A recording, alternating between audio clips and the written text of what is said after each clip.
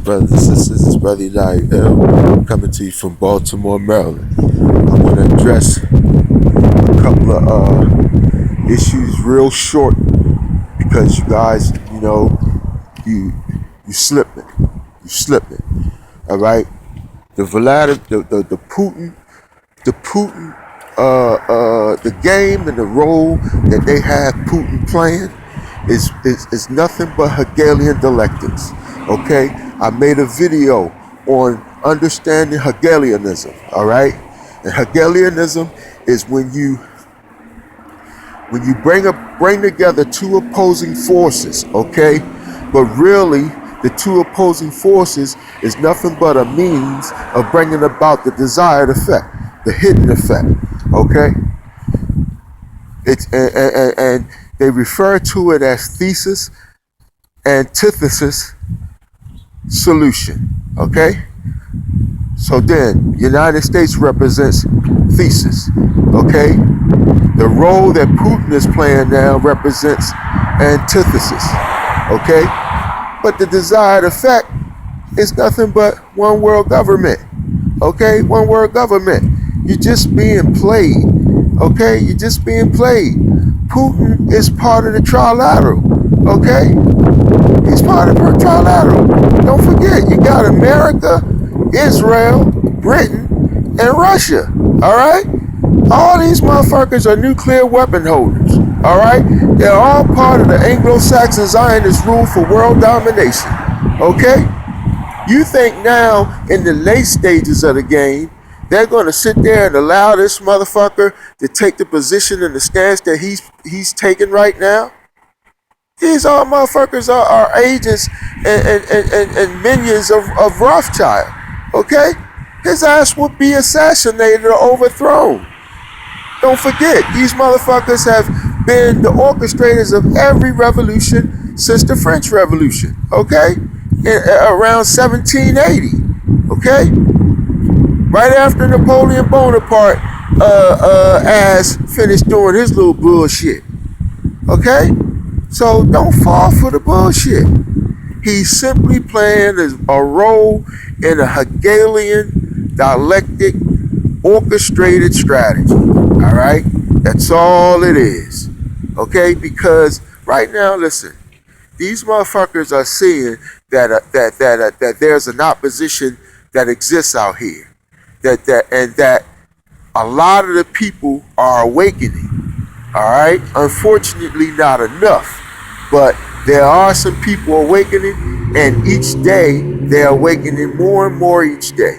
All right, so now they have gone back to the drawing board and said that we have to beef up and speed up our motherfucking objective. Okay, but their objective still can't be accomplished, right, without taking out the Islamic world. Okay, they have to take out the Islamic world, and Syria is a necessary piece that they need to take out before proceeding on to Iran. All right, because at the last minute of the game, they're afraid of Iran as is. All right, and if they try to just jump over Syria and move straight to Iran, Syria is going to back Iran, and now you just got double. You got two allies now. You know what I mean? Now, here's the thing, and here's where the confusion takes place, and here's kind of how, you know what I mean, I'm a little confused myself, all right? I do know this, okay? After the fall of Gorbachev, all right? After the fall of Gorbachev, and then you had what was the motherfucker that was the alcoholic that came after Gorbachev? I forgot his name. Anyway, Russia fell, okay? And the gangsters seized control of Russia. Russia is ran by gangsters. Putin is nothing but a gangster. Because after the fall of Russia, right? Or so-called communism, which too was an orchestrated event. You understand what I'm saying? That too was a revolution of sorts, all right? Okay? The Cold War was all an orchestrated event. It was all Hegelian dialectics. It was a Cold War, All right, not a warm war, not a hot war. Meaning it was just a war of motherfucking a masquerade being played. And I think that this shit too that Putin is doing is nothing but another Cold War scenario, a masquerade being played, a Hegelian dialectic being played. All right, these are nothing but players, or what Carol quickly called pawns in the game. All right. And each pawn is playing their motherfucking role. And the motherfucking player himself is Rothschild. Rothschild versus the motherfucking, those of us who claim to be awake and aware. But listen to me, black people. You got to stop being lazy-minded, man. You have to stop being lazy-minded. I told you before in many videos, yo, listen, you got to fall back off those memes, man. All right, memes are all right, but what they do is, man, they numb depth perception, okay? They numb depth perception. You don't even understand what it's doing to you. You think that it's all right because you're so caught up in the little catchphrases and the little truths that are posted in these photos with a little bit of wording behind it, all right? But you got to know this. Listen, it's not study. It's not study. All right. And what it does is, if you get so caught up in the memes and little one or two line truths being read, then it will deter you from picking up a book of, let's say, 1,200 pages thick. You won't even attack no shit like that. You know what I mean? That's like a fucking cross to a vampire. And it is all part, memes too, are all part of the dumbing down of society. All right? It's the dumbing down of society. I'll give you a very good example. All right? When I'm out and about teaching, and some of you, if you out there amongst people and you speaking truth and you trying to awaken the masses, because it is the job and the role of the conscious to make to make the unconscious aware of the fact that they're unconscious. So you have to start teaching the unconscious. And that's where I told you in my last video about the responsibility or the respawn ability of being conscious. All right. You know, once you become conscious, man, you take on a responsibility. You know what I mean? And it's a saying like in Islam, right? That those who don't know no better and never knew no better, they won't be judged as harshly because the information never came their way. Okay? But those who did know and failed to take on responsibility, you will be judged much harsher as the ones who didn't know no better. You understand what I'm saying? And I'm going to tell you this too. There are no strange happenings. Know that shit. The information came your way for a reason, because it is part of your purpose. And blessed are those who find their purpose, realize their purpose, and who then take on the responsibility of their purpose. All right. And you go back into the Bible about the sons and the 3 talents. You know, the father gave one son a certain amount of talents. You know what I mean? He went out and fucked up his talents. He gave another son a certain amount of talents. He went out and multiplied his talents, you know, 3-fold. And then the third son he gave some talents to. He chose to hold his talents and keep it all to himself.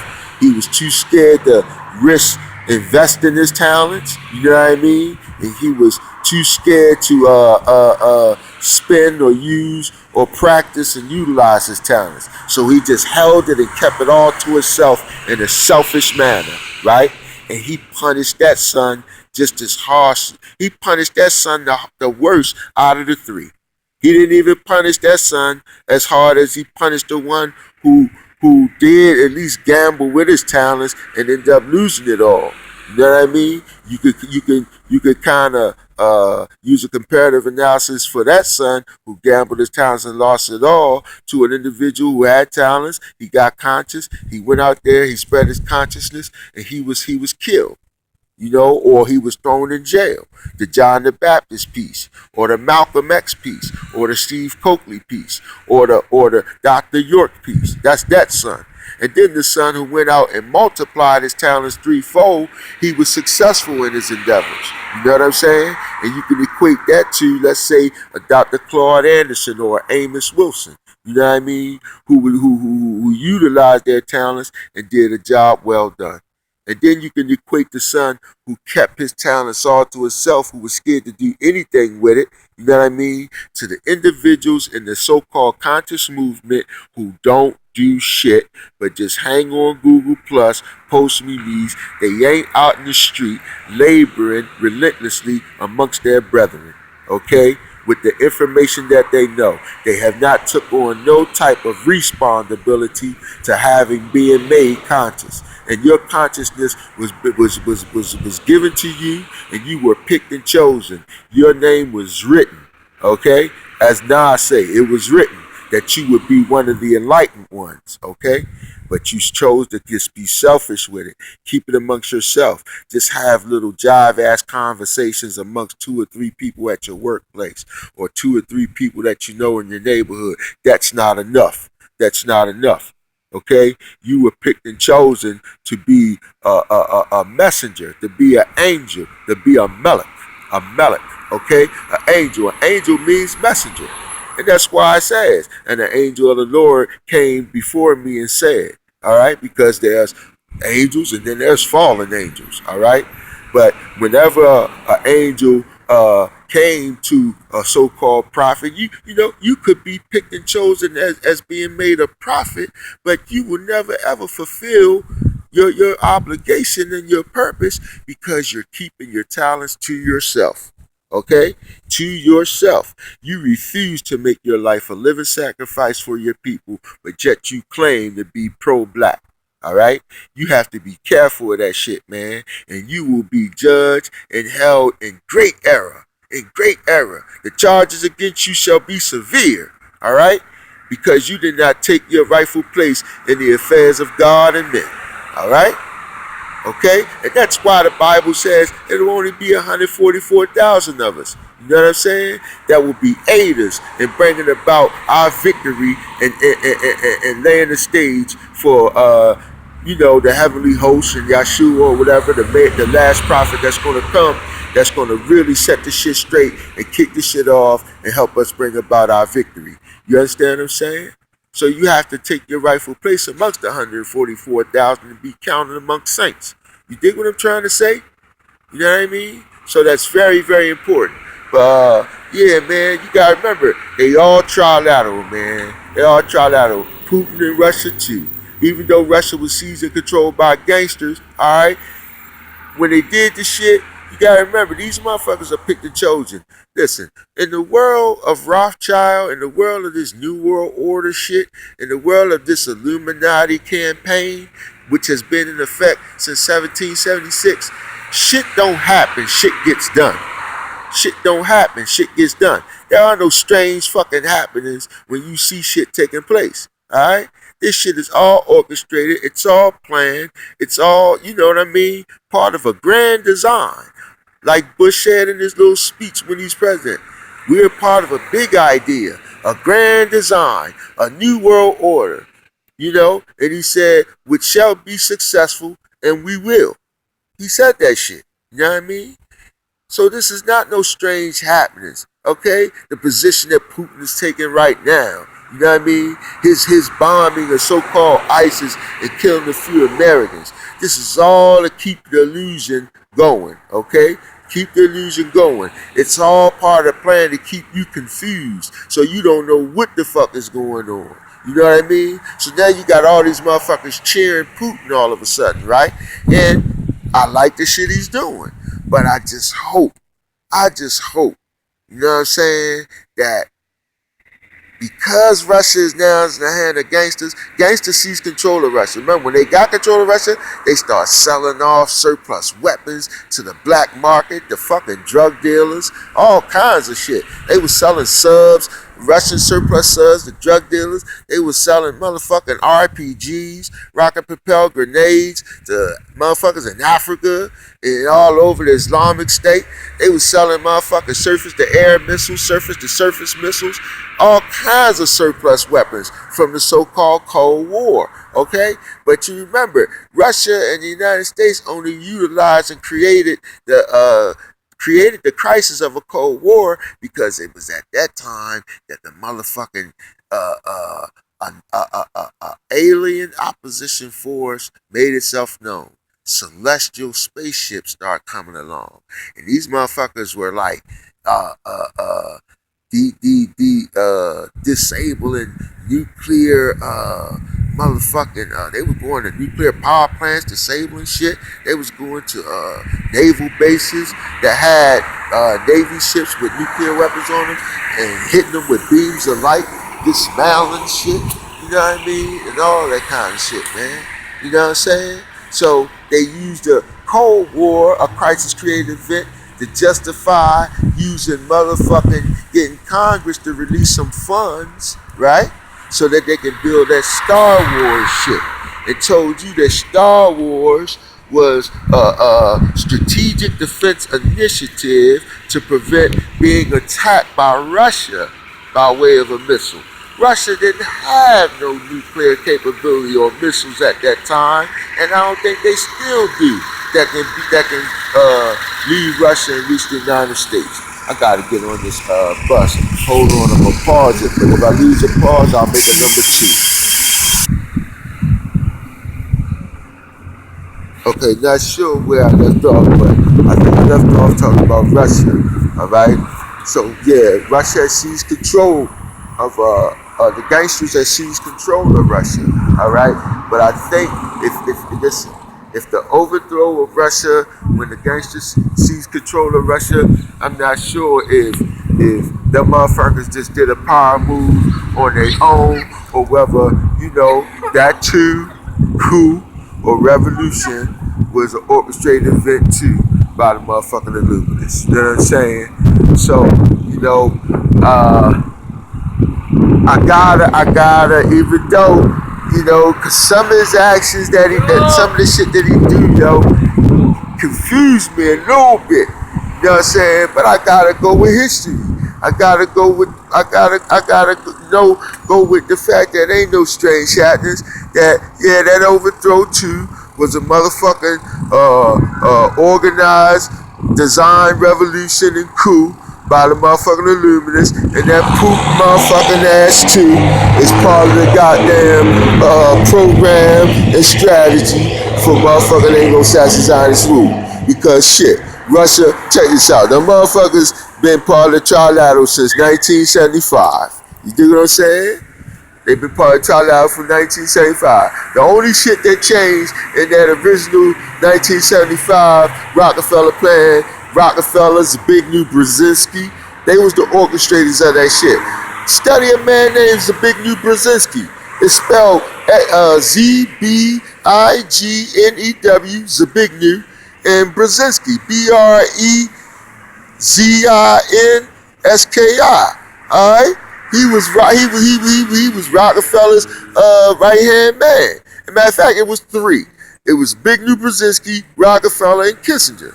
Them 3 motherfuckers was the one who put together the whole motherfucking construct of the Trilateral Commission. All right, and they were given orders to do so on behalf of motherfucking Rothschild. All right, he's Big Daddy.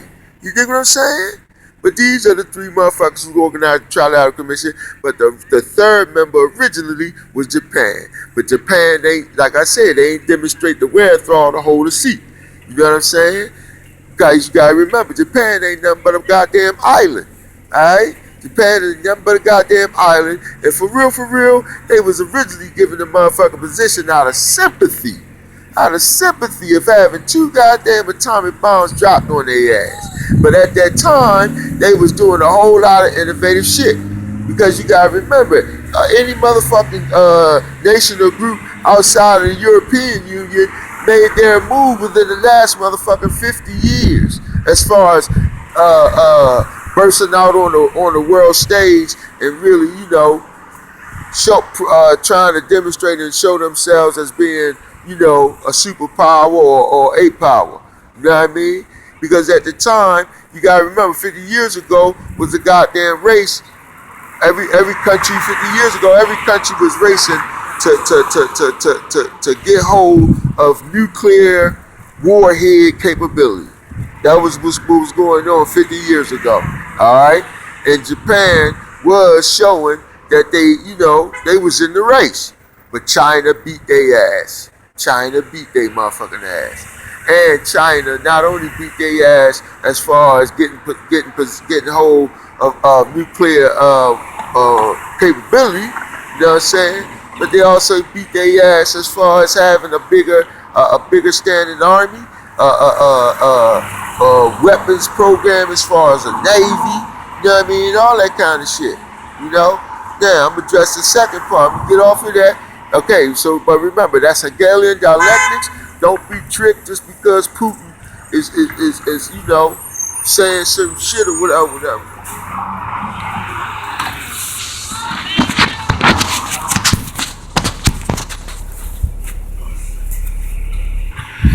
Alright, y'all. I'm sorry, man. Hey, what's up, baby? Hey, shit. I keep getting fucking distracted, man. I just had to pause it again. And my short-term memory ain't shit. You know, all the years of drug use and shit. Shit, I think that shit destroyed my short-term memory, but praise God, I still have my long-term. You know what I mean? So I can't even remember where the fuck I left for, but I do want to backtrack on one other thing too, right?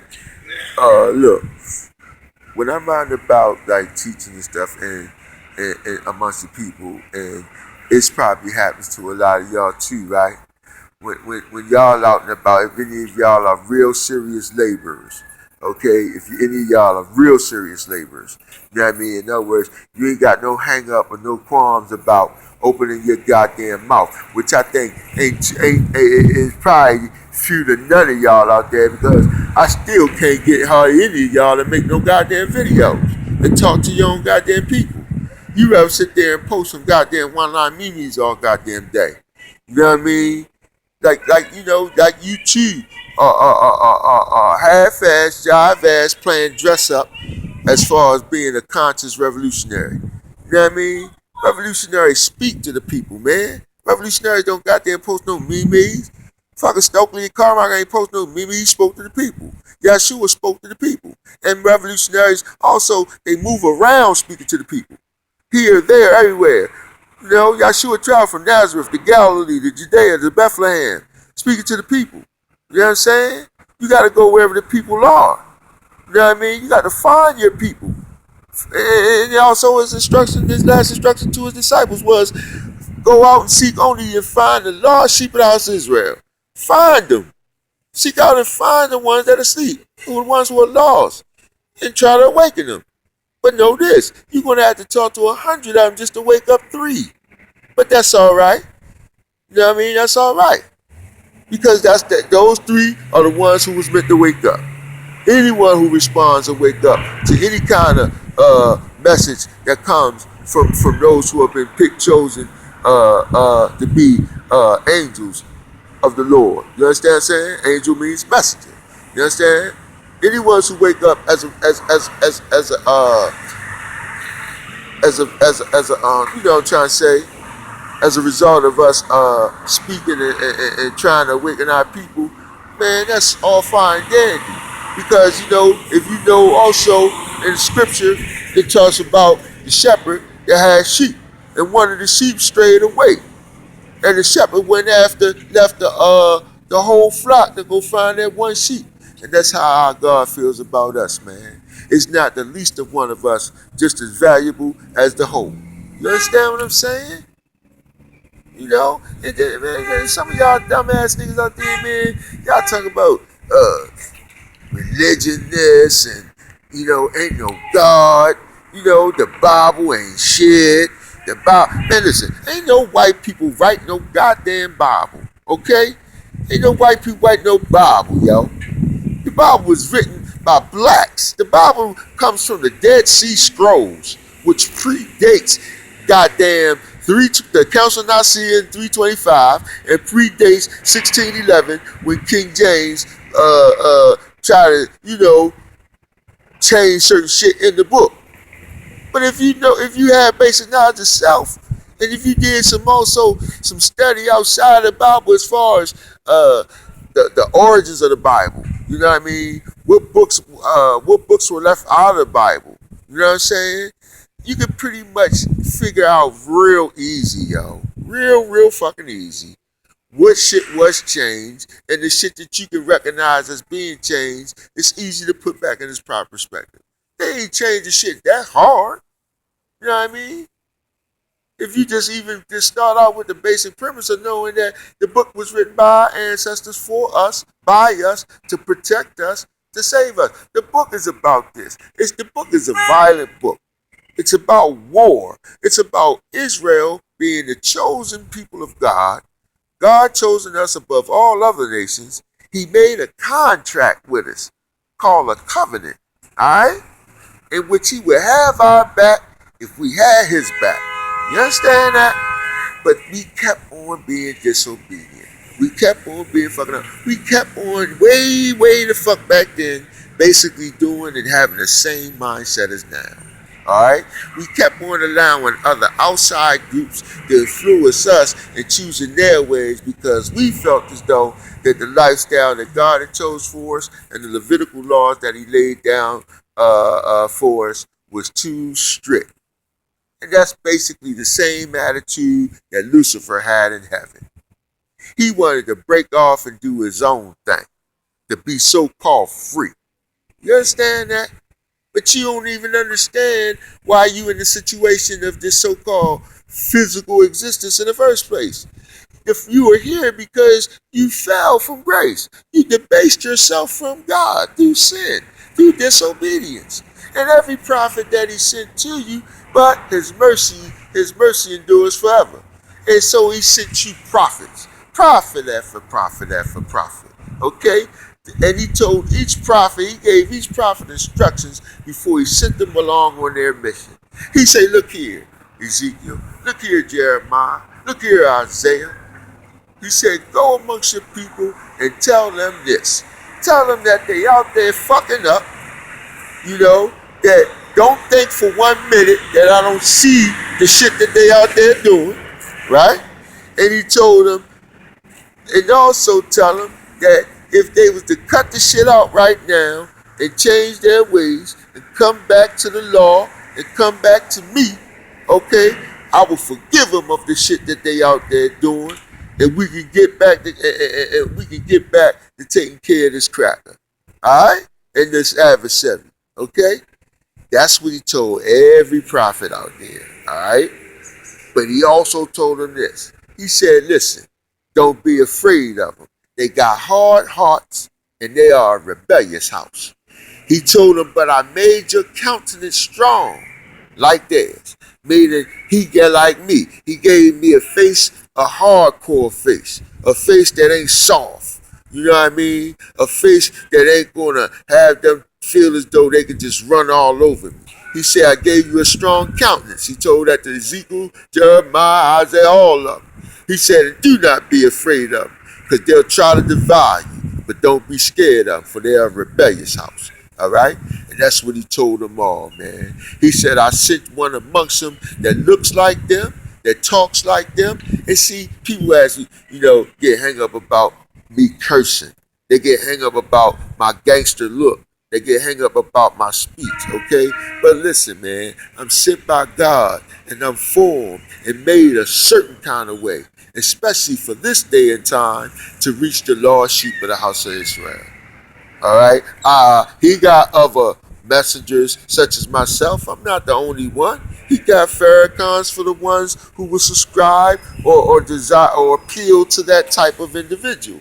He got individuals like me and Sarah Shetty for, more of the urban masses, you know what I mean? The hood people or whatever, to awaken those individuals who are the lost sheep of the house of Israel. Because they'll appeal and are more open and willing to listen to an individual, like he told Isaiah and all of them, that has a countenance like theirs, that looks like theirs, one from amongst themselves, okay?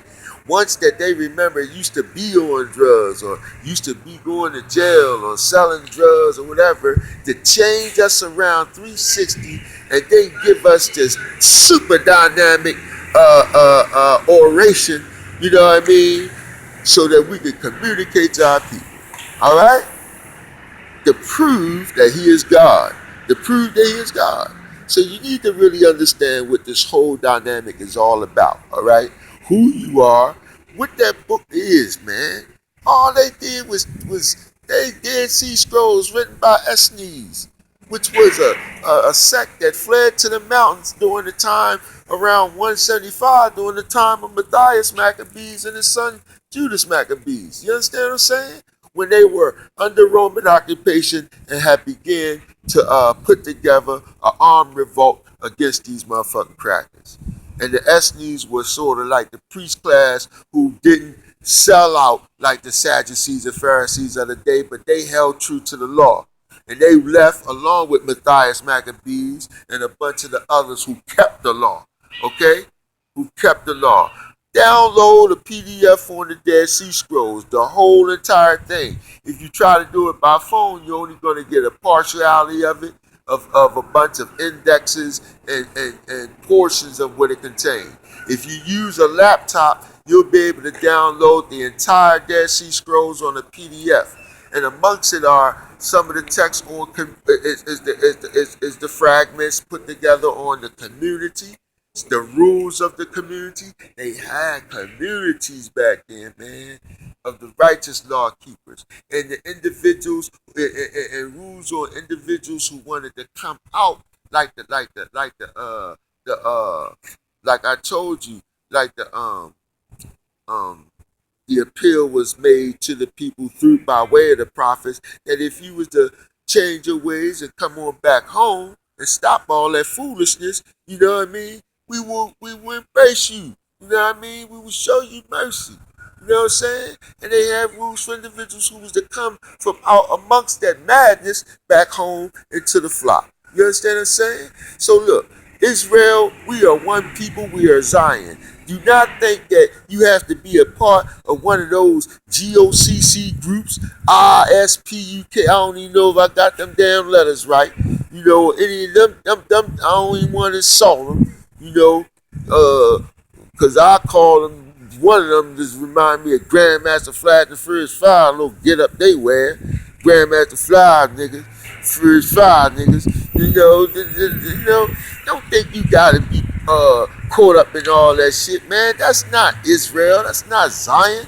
They are groups and sets who are right now caught up into a whole bunch of confusion and chaos. You understand what I'm saying? Confusion, madness, and chaos. You know? Insulting one another. And see, these are the type of things, man. Listen, this is nothing but divide and conquer. Like with Sarnetta and this shit. You know? That's the same trick the devil has always used, man. Divide and conquer, kill him with kindness and baffle him with bullshit. You know? Funding, it's all hegellianism. Funding each side of opposition, of opposing viewpoints, you know what I mean? And letting them go at it and shit to keep division and confusion amongst the masses.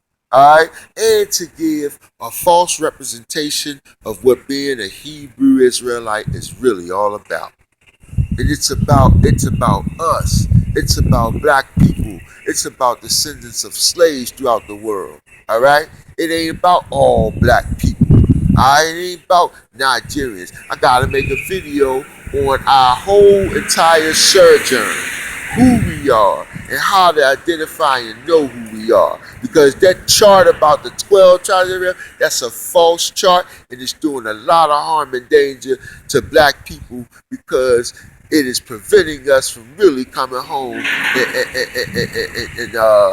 and reclaiming our heritage and culture. Because ain't no goddamn Mexicans and none of them motherfuckers ain't got nothing to do with the house of Israel. Nothing. Nothing. Not no Indians, native Indians, and none of that shit. It's all incorrect information. All incorrect information. But look, I got to get where I'm going. I love you out there, brothers and sisters. Okay? And man, listen, feel free. I don't have no Facebook account and shit. Been banned off of that. But feel free, man. I wasn't banned off of Facebook. I just chose not to fuck with Facebook. I got banned off of Google Plus twice. You know, and had to keep on account. But I just never opened a Facebook account, and I have no interest in doing it. But it's a lot of brothers out and sisters out there, some who do post some of my material on there. And feel, man, listen, anything I make or whatever, if you want to share it, man, share it. I'm not in this for view. Listen, even if I was to hit 300,000, they will not. I will not get no sponsors. They will not pay me one dime, okay, for my subscribers or my views. Believe that shit. Google is not gonna pay me for the material that I make. All right, because they are anti-black union. They're not pro-black union. They're anti-black interests. They're not pro-black interests. These are white motherfuckers, man, who don't want to see you take your rightful place in the affairs of men, who don't want to see you come together as a people, as a nation. They want to keep you individualized. They want these sites to be about posting half-naked, soft porn women. You know, that's what they want these black sites to be about. Eating healthy, you know, all the other shit. You know, they don't want you pinpointing the core negativity. They don't want you attacking the core negativity. They don't want you exposing the core negativity. You gotta understand that shit. All right, man, I really gotta go because I get to talking, man. I can talk forever, and you'll never hear me ask y'all for no money or none of that shit. I love my people. I'm just like Yahshua, man. I pay the poor rate, you know. But they had a treasurer, because Judas was the treasurer.